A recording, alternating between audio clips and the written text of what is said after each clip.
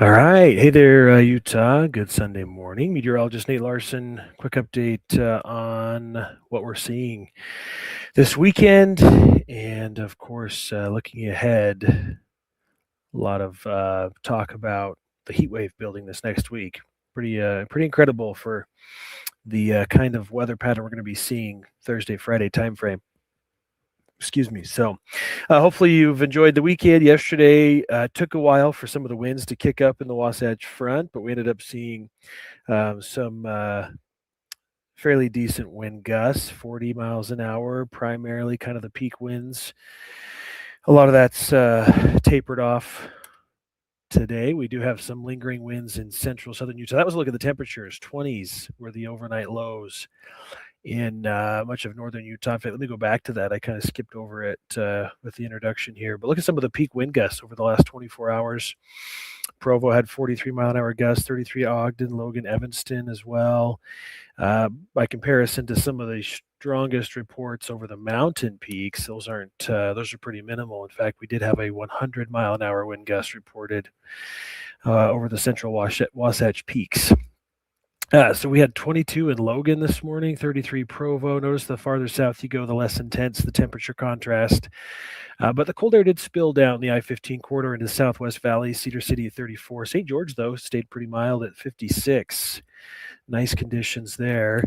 And so, of course, this temperature change graphic is going to be pretty vivid with the colors showing the cold air that's spilled into the northern two-thirds of the state. So a good 20 degrees colder than this time yesterday, and we're trending a good 10 degrees below our average temperatures, and we're going to stay there throughout much of the day. Beautiful start to the day. Ski resorts on the chilly side as well, so the cold air moving in aloft is keeping us in the 20s into the afternoon with mostly sunshine, so not quite as spring-esque feels up on the slopes today, but that's going to change with the pattern changing as well. The reason we're colder still this morning, northwest flow is sticking around across the state today, and that's what's generating still some of the breezy winds in southern Utah out over the West Desert, bringing in some high in the sky clouds. The trough of low pressure, the core of it to the east of us, this monster storm system. I love to see the wind particles all kind of circling in that counterclockwise rotation towards the center of the low. Notice the storms, the widespread snow over the Great Lakes, the upper Midwest, blizzard conditions expected in those areas today, with strong winds over the south, where we've got red flag warnings in place for areas of Texas, Colorado because of the strong winds and the warmth. Wind speeds right now across the state generally has been pretty light for the Wasatch Front. Still elevated, though, Blanding Moab price, 15-20 mile per hour sustained winds. We've had stronger wind gusts, and we're going to continue to see some breezy winds. So even though we still have some wind alerts in effect for southern Utah with the northwest flow, we're going to continue to see some breezy conditions. This is even into Sunday evening over the eastern part of the state. The ridge tops, of course, but even into Emery County, some of the High-U into southwest Wyoming, where it's typically quite blustery, is going to continue to see some of those stronger winds. So wind gusts over the last 24 hours. Here's some of the reports that came in from the Weather Service. 100 mile per hour wind gusts, central Wasatch Peaks. This is south of I-80, but here are just even higher up at about 11,000 feet. That weather station is situated. Mary's Lift, 84 mile per hour wind gusts. Hogan Pass, SR 72, 77. Snow Basin area reported 68 mile an hour gusts. Logan Summit. So definitely was very strong winds. We had very strong winds yesterday. It looks like all we're hanging on to now is the wind advisory for lower Washington County. Could see gusts up to 60. That's through noon today. If we follow this again, notice that for St. George itself, it gets sheltered, St. George proper at least, where it's slightly higher in elevation than some of the lower valleys that come out of the canyons there. But those gap winds are quite strong typically in Hurricane. Out near Gunlock, near Ivans, we tend to see some stronger winds there, but those are all going to taper off here through late morning. And it's going to be, as I mentioned, a pretty fantastic day. So the high in the sky clouds, these automated weather icons show partly cloudy, but mostly sunshine today with mid-40s for highs. So much cooler than yesterday along the Wasatch Front. Southern Utah, pretty comfortable still, 70s. It'll still be breezy out there. And again, we're still dealing with some high clouds moving through along with the breezy winds. All right, so looking ahead, if you're planning to be out and about St. Paddy's Day, of course, most of what we do St. Patrick's Day, I guess, takes place in the morning at your house, or if you're heading out to celebrate in the evening. St. Paddy's Day forecast is showing really nice weather, so high pressure is going to start to really take over first part of the work week. My weather computer's just spinning, trying to load this graphic. I don't know why it's delayed, but we've got temperatures trending a good 15 degrees or so above average. So we are going to have already almost 60 degrees at 11 o'clock. That's above our daytime average high, 70 into the afternoon. Still mostly clear into the evening hours. So really nice weather shaping up for St. Patrick's Day. We talked about the cold air today on the slopes. And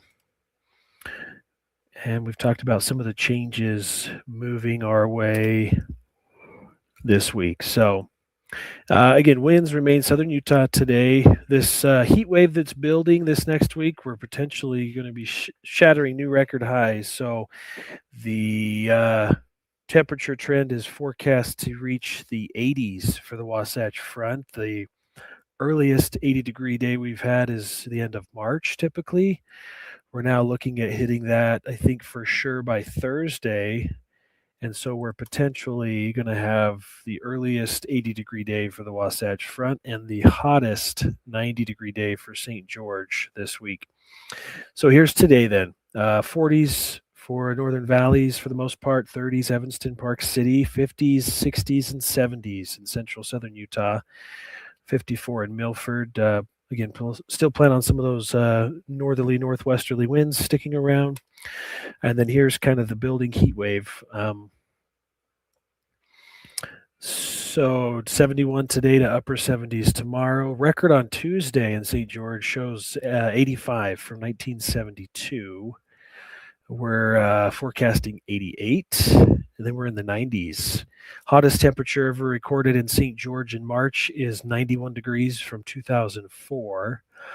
Let's see. And that was back on the 21st of, because you can see that record for Saturday. So the 21st of March in 2004, that's the hottest temperature ever reported in St. George in March. And we're looking at 97. So we could smash the current all-time monthly record, as well as we're setting new daily records starting Tuesday. It looks like through Saturday for St. George. Northern Utah, we talked about record high temperatures potentially beginning. We could tie them starting Wednesday, but first 80-degree day. In fact, 79, maybe 80 Wednesday. If we don't hit it, I think we could for sure hit it on Thursday. Some models go even warmer on Thursday. Some are pushing 84, 85, which would be pretty incredible to be 10 degrees above our previous record high. So we'll keep our eye on that. But high pressure in place and 70s, low 80s for much of this next work week. So today's the coldest day. Tomorrow, even above average already with partly cloudy skies. So we do have a weak system that's going to continue to move east of us, bringing some cloud cover back into the mix tonight, tomorrow. Maybe a few flurries over the mountaintops. But notice this is overnight into Monday. A few high elevation snow showers over the Uintas, maybe. Otherwise, minimal impacts into Tuesday. This is the upper level wind chart showing kind of the trough and ridge set up across the northern hemisphere, at least the western portion. You can see the trough of low pressure pushing east, and here's this very dominant, very summer-esque ridge that sets up Thursday, Friday with just how intense this ridge is. So this is usually common, more so July than March.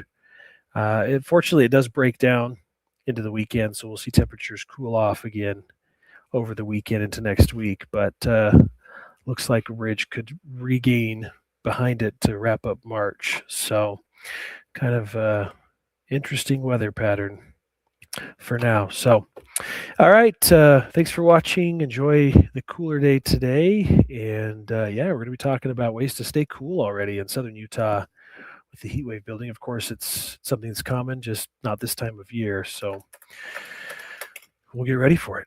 All right. Have a good Sunday.